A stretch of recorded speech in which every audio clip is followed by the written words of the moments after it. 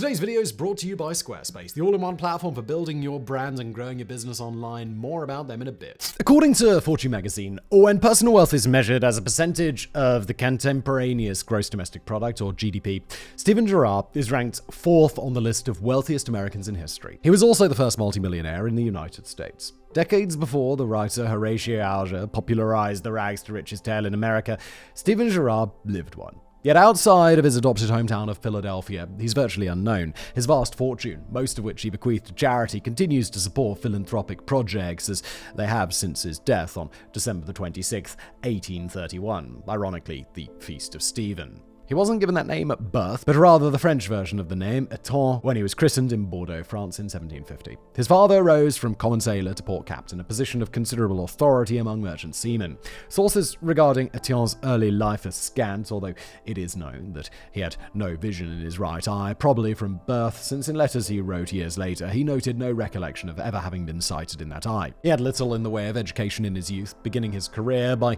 going to sea as a cabin boy at the age of 14, 2 years after the death of his mother. By the time that career ended with his own death in 1831, he had amassed a fortune of £7.5 million, 1/50th of the United States GDP at the time. Only John D. Rockefeller, John Jacob Astor, and Cornelius Vanderbilt built fortunes that reflected as large a portion of the national economy. He had also financed the American war effort during the War of 1812, largely from his own pockets, created charitable and educational institutions that still exist, and built the first private bank in America. Nearly all his life had been conducted away from the public stage, avoiding the spotlight. It all began in the humble home of a sailor on the Rue Ramenais ou Chanchon, then just a small village outside Bordeaux on the River Garonne in France.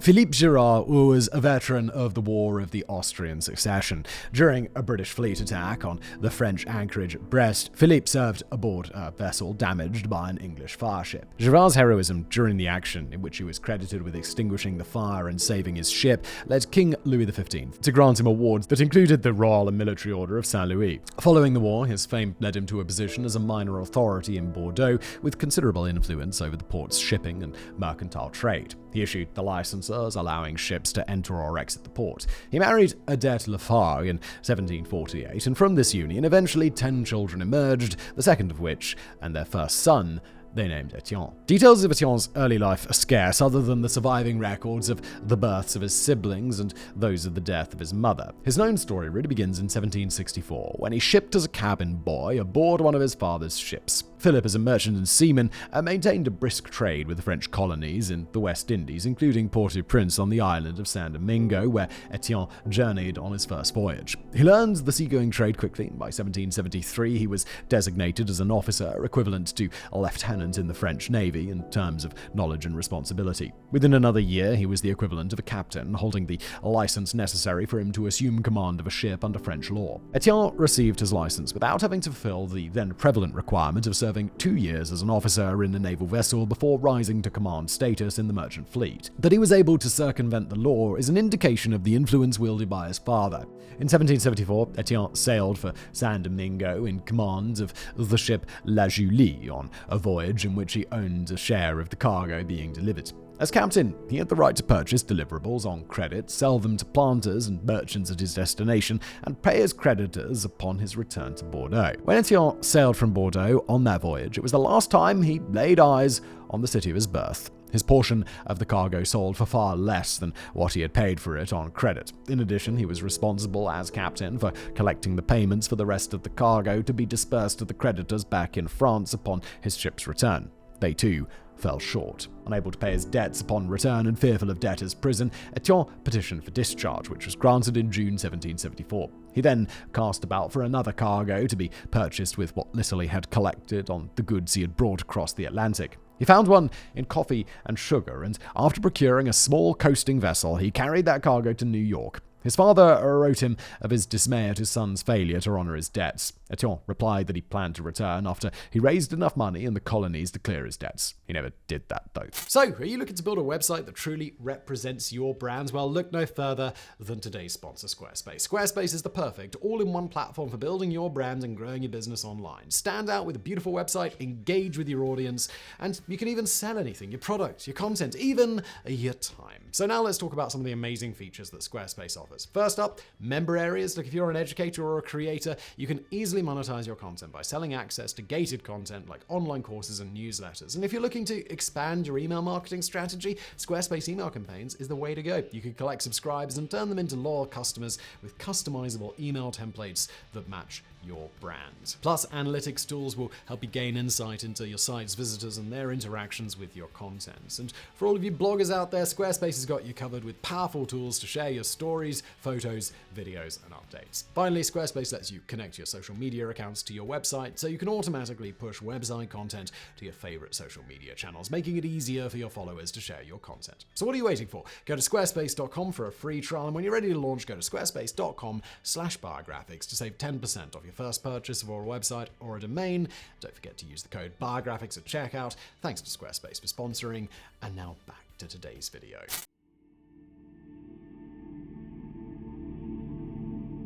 In New York, Etienne took employment as a mate for the shipping concern owned by Thomas Randall. He made several voyages along the American coast from New York, including to New Orleans, with each generating modest profits both for Randall and Son and his own private interests. Such was the situation when war broke out between the British North American colonies and Great Britain in April 1775. War increased the dangers of the sea, yet it also created additional opportunities for experienced and skilled seamen.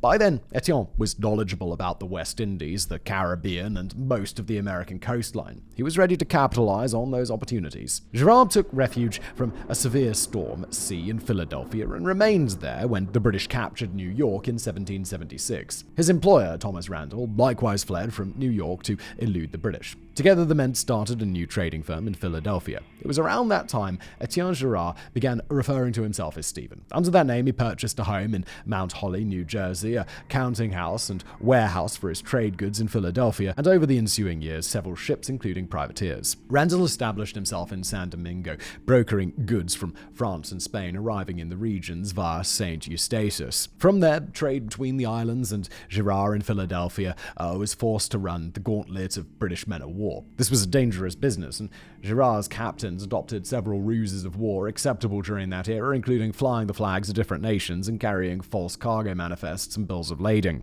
During the Revolutionary War, Girard established roots in Philadelphia, both professionally and personally. In 1777, he married Mary Lunn, the daughter of a Philadelphia shipbuilder. The following year, after the British occupation of the city ended, Girard was confronted with a decision. The Commonwealth of Pennsylvania, having adopted a constitution which offered freedom for all, demanded an oath of loyalty to the revolutionary cause as a condition of that freedom. Refusal to take the oath rendered a person ineligible to conduct business in the former colony. Refusal also made a person's property subject to seizure by the state. At the time, Girard remained a subject of the King of France, though he opted to swear allegiance to Pennsylvania, the governor and legislature, and the revolutionary cause. He was granted status as a citizen of Pennsylvania and resident of Philadelphia, with all the rights and privileges of such, including the rights to pay taxes and vote. Mary and Stephen, who until then had resided at his Mount Holly home, moved to Philadelphia and purchased another home there. Stephen worked to expand not only his shipping interests, but also his rapidly growing mercantile business in the city. By the end of the Revolutionary War, he held a fortune in ships, local real estate, and the rarest of all commodities in the fledgling United States, hard currency.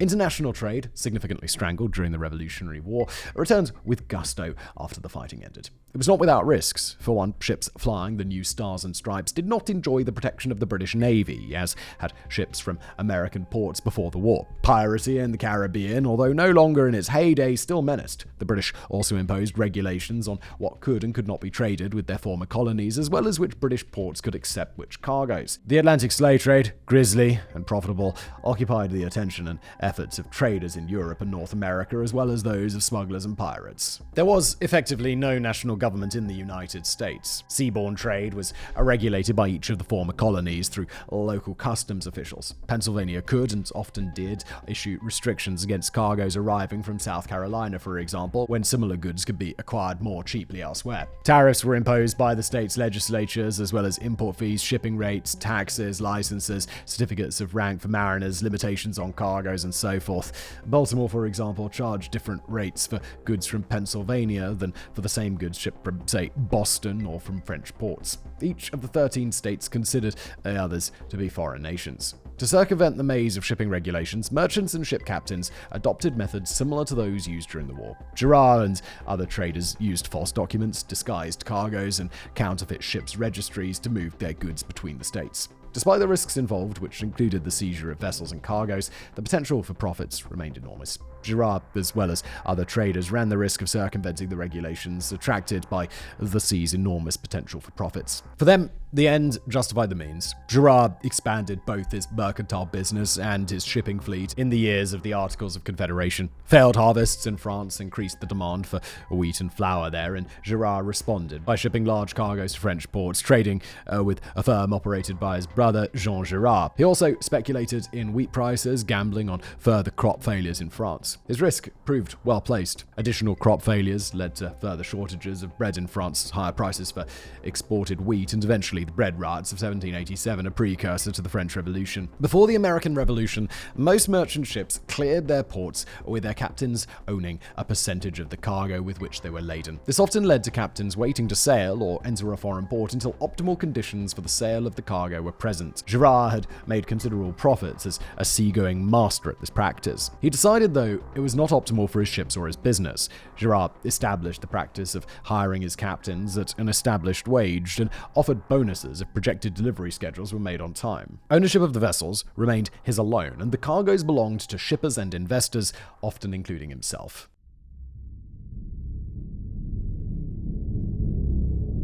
By 1785, Stephen and Mary's marriage was, although an otherwise happy union, troubled by Mary's steadily increasing fits and emotional outbursts. They began to withdraw from Philadelphia's social scene, which was an active one, particularly when the Congress of the Confederation was in session. Mary was diagnosed with an incurable mental instability, leading to Girard hiring a full-time nurse to care for his wife.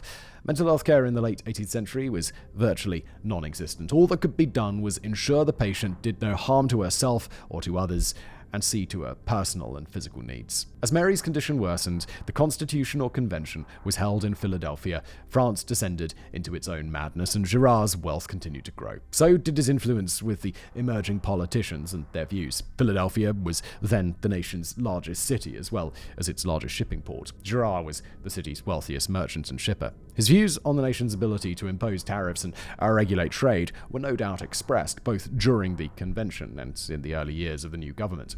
Yet, he kept his views private, expressing them only in confidence. Mary's condition continued to deteriorate, and Girard soon began an affair with one of his wife's many nurses. By 1790, her condition was so alarming that she could no longer be cared for in their home. Stephen had his wife committed to the Pennsylvania hospital in the late summer of that year, his wealth ensuring that she had all she required. She arrived pregnant, giving birth to a daughter, whom she named Mary a few months later. The infant died shortly after birth, her father's identity unknown to posterity. Mary remained at the Pennsylvania hospital until her death there in 1815. While Girard paid for her care and ensured that she was provided as luxurious accommodations as were possible, he did not visit her, other than when consulting with their doctors over potential treatments. They remained married for the rest of her life, and on her death, Stephen had her buried in the hospital cemetery in an unmarked grave. For the rest of his life, he consoled himself with a series of mistresses, having no known children to inherit his vast wealth. He never remarried.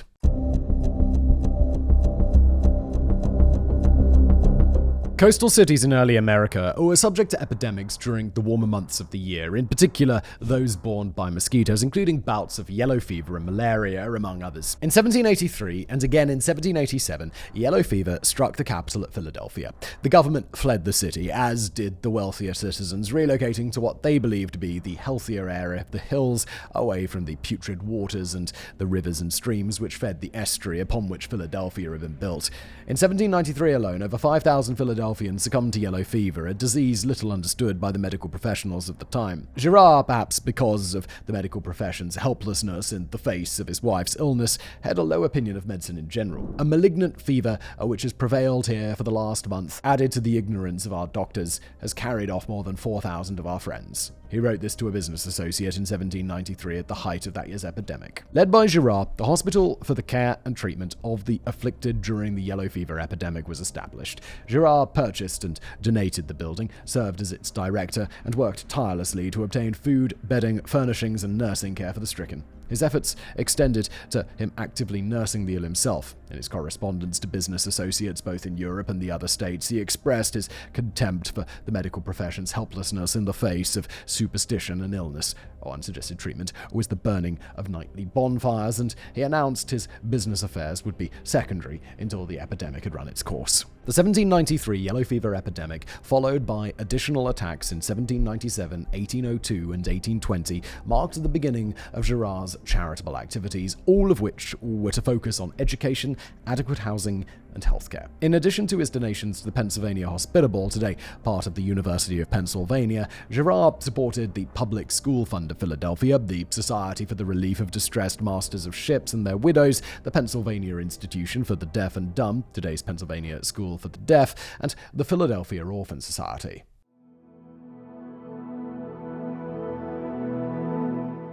In February 1791, the first bank of the United States was chartered. As a national bank, it was allowed to establish branches in all states. All other banks in the US were chartered by the states and allowed to establish branches only in their home state. Alexander Hamilton, then Secretary of the Treasury, was an early and ardent supporter of establishing a national bank. Southern political leaders, among them Madison, Jefferson, and Washington, opposed the idea. Washington even considered vetoing the legislation which created the bank, though his reticence was based on constitutional rather than financial concerns. The bank's charter ran for 20 years, and it remained controversial throughout those 2 decades. In 1811, the charter expired, and Congress refused to renew it, leading Girard to purchase most of the remaining shares, its building on Philadelphia's South 3rd Street, and its equipment and furnishings. Although he gave his bank no name, it quickly became known in Philadelphia as Girard's Bank. He operated it as a sole proprietorship, evading what would have otherwise violated state law requiring a charter from the state to operate. He kept much of the bank's activities hidden, which, as a private enterprise, he was entitled to do. Girard's Bank, privately held and operated, financed shipping ventures and other investments, and added substantially to his continually growing wealth. Then the United States, after decades of enduring British and French interference with its international trade and shipping rights, declared war on the former in 1812. Girard supported the government's actions to defend American free trade rights at a time when most wealthy merchants, concerned over the loss of business war with Britain would lead to, opposed the effort. By 1813, the US government was bankrupt. Without money and without viable credit, it appeared the Americans would lose their first declared war. Girard used his personal fortune through his bank to shore up the faltering American economy and continue the war. By 1813, Girard's loans to the federal government through the purchase of government bonds contributed up to 95% of the federal budget, in effect funding the American war effort through his own pocket. Eventually, the Americans and British arrived at a peace agreement without loss of property by either side, though the post-treaty American victory at the Battle of New Orleans left many with the impression that the young nation had won the war. Girard's timely financial intercession saved the American war effort. In the post-war era of good feelings, as the administration of James Monroe became known, the American economy flourished. Girard's war bonds, purchased at considerable risk, matured and made him yet more millions.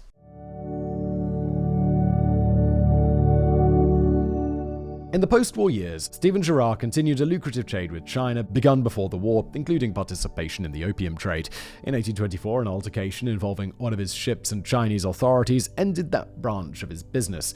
He continued to operate his bank and his trading enterprise, as well as his many charitable activities, becoming well known for his penchant for walking from his businesses to his home in what is today South Philadelphia. It was during one such walk that he was struck by a carriage on Market Street in December 1830. He never fully recovered from the injuries sustained in the accident, and he died on December 26, 1831. He was 81 years old. His last will and testament was challenged by relatives in France and in the Caribbean when its contents became known in early 1832. They were concerned that the vast bulk of his fortune, over $7 million, had been left for the establishment of a school. In his own words, for poor, white, male orphans. Girard insisted of the school, which he called a college, that no ecclesiastical, missionary, or minister of any sect whatsoever shall ever hold or exercise any station or duty or whatever in the said college. His relatives objected to the will on the grounds it discriminated against Christian teachings. In 1844, the Supreme Court of the United States upheld Girard's will, and in 1848, Girard College opened in Philadelphia. At the time, it held the largest endowment of any educational institution in America, all of it from Girard's personal fortune. It remains in operation to this day, an independent boarding school offering classes in grades 1 through 12 for students from single-parent, low-income families. Several of its buildings, still in use, were designed with personal input from Girard during his lifetime and in the instructions of his will. The school was desegregated in 1968, and the first female students were admitted in 1984. Over 90% of the school's graduates go on to higher education, a rate which greatly exceeds that of Philadelphia's public schools. Following his death, several employees in his private bank purchased the assets and furnishings of that business and opened the Girard Trust Company, which remained in business until its merger with Mellon Bank in 1983, though Stephen Girard had nothing to do with the enterprise other than the use of his name. A biography of Girard, written by a former employee, Stephen Simpson, appeared in 1832, titled Biography of Stephen Girard. Simpson pointed out the several times throughout Girard's career where he ignored past debts, taking advantage of events such as the French Revolution, the slave revolts in Haiti, and others. In Haiti, for example, Girard learned of several planters who had already paid him for goods being imprisoned and simply resold the goods he owed them, profiting twice while ignoring his customers' misfortune. Though most of Simpson's assertions were discounted by historians, many were true, reflecting Girard's opportunism as well as the ruthless nature of his business transactions. Stephen Girard was the wealthiest man in America at the time of his death, and one whose fortune continues to benefit Philadelphians and, by extension, his adopted country. Much of his fortune was earned through what a modern eye may consider less than scrupulous means, including piracy, smuggling, insider trading, war profiteering, and speculation. He built his fortune through often surreptitious means behind the scenes, yet he put that fortune to good use in the service of his country and its people in war and peace, sickness and health, boom and bust. Like the man who bequeathed it, that fortune remains behind the curtain, steadily at work, away from the lighted stage.